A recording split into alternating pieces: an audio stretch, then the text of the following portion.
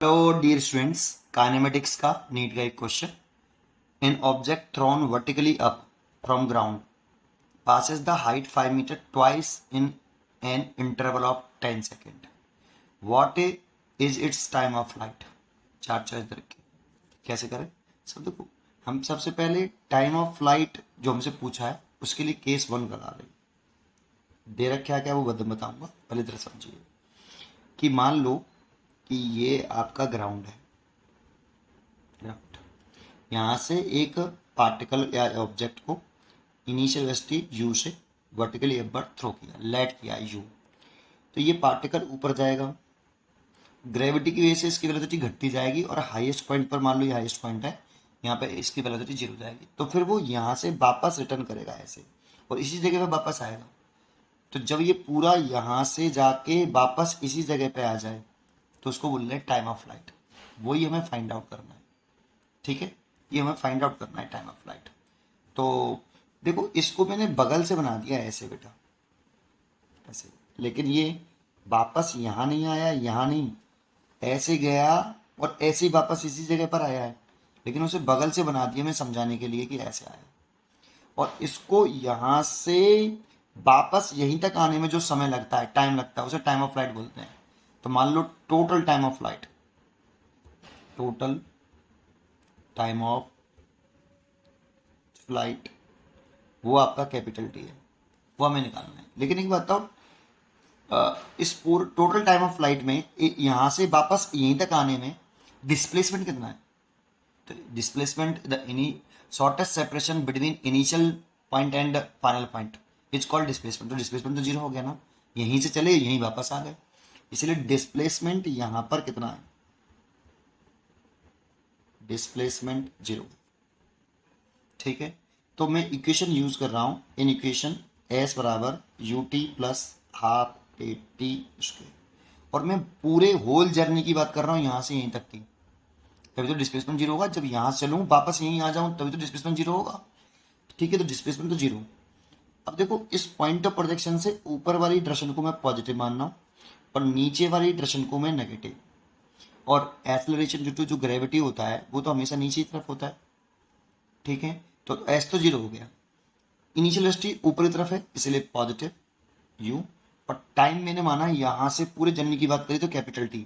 जो मेरे को निकालना है टाइम ऑफ फ्लाइट, यही निकालना है मेरे को बेटा, इट्स टाइम ऑफ फ्लाइट।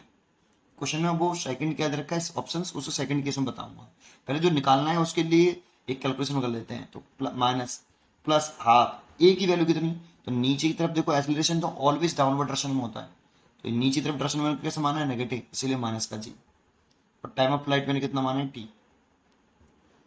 तो इसको इधर ले आए तो half g t square equal to u t, और टी से एक t cancel, then t equal to यहाँ से निकालें तो to you over ji.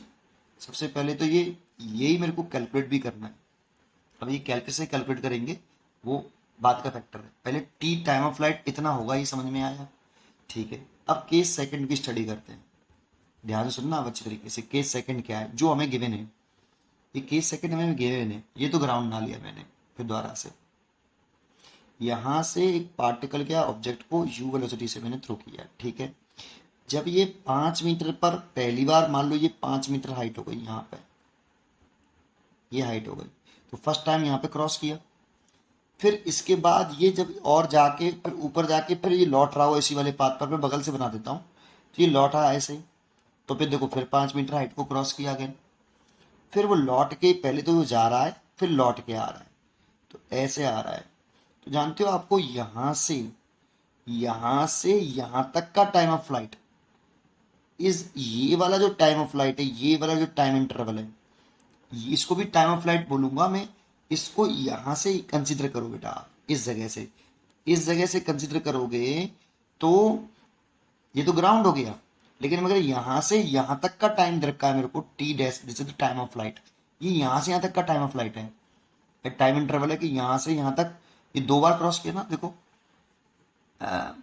Height 5 metre twice in an interval of 10 second, तो ये 10 सेकेंड हमें क्वेश्चन में गिवन है, यहां से यहां तक का।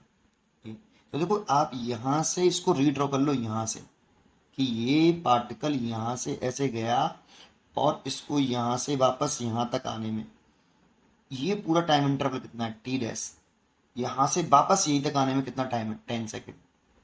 ये ग्राउंड से देखेंगे तो 5 मीटर को 2 बार क्रॉस कर रहा है।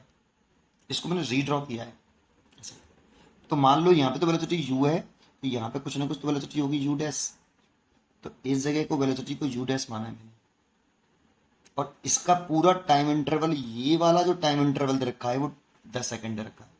इस जगह को मैंने वेलोसिटी u डैश मान लिया। अब मैं इसकी कैलकुलेशन कर लेता हूँ बिल्कुल सेम। इसमें भी तो जब ये पार्टिकल यहाँ से गया और पूरा वापस यहीं आया तो इसमें भी तो डिस्प्लेसमेंट 0 है। Same calculation, displacement 0। इस वाले की बात कर रहे हैं, फिर लगा दे इसमें सेम सेंटेंस ये वाला। तो इन इक्वेशन फिर s बराबर U T plus half A T इसको लगाओगे अगेन, तो s तो कितना हो गया 0।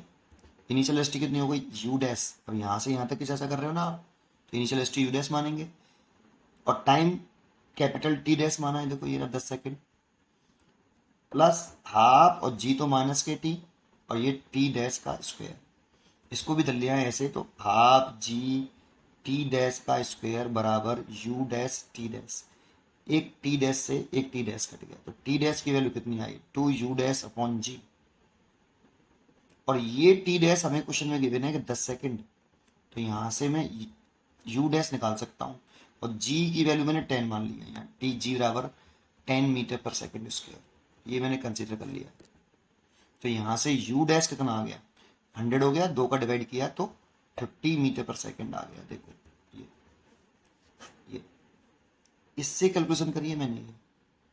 लेकिन मेरे को पूछा क्या है बेटा, मेरे को तो ये टी पूछा है, ये टाइम, तो यू चाहिए ना मेरे को, तो यू निकला यू डैश है। तो जरा सोचो, अगर इस वाले पॉइंट को मैं ए मान लूं और इस वाले पॉइंट को मैं बी मान लूं, तो जरा कॉन्सेंट्रेट करना, नेक्स्ट पेज में बताता हूं। तो देखो ए से बी तक के लिए फॉर मोशन फ्रॉम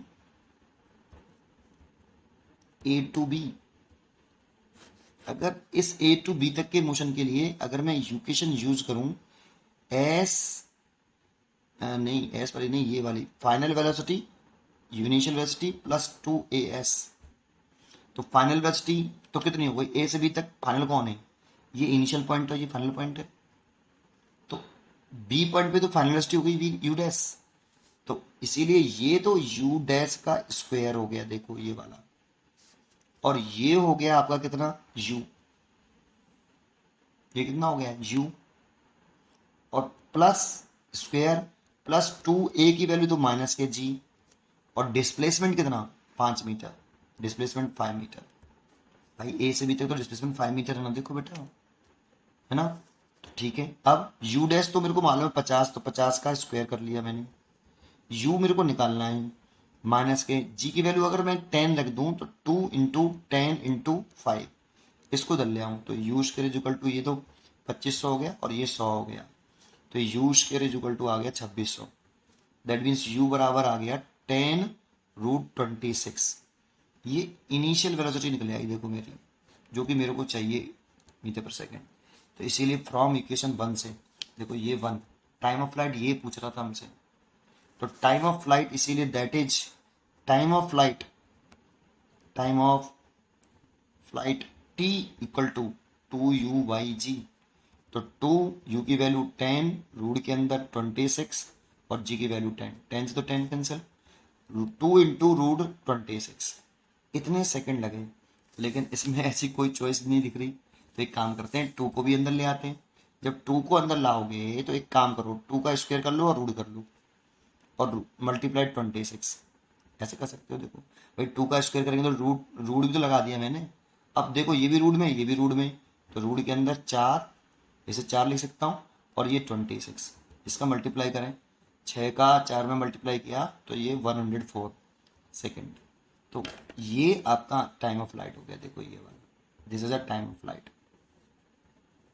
रूट के अंदर 104 सेकेंड।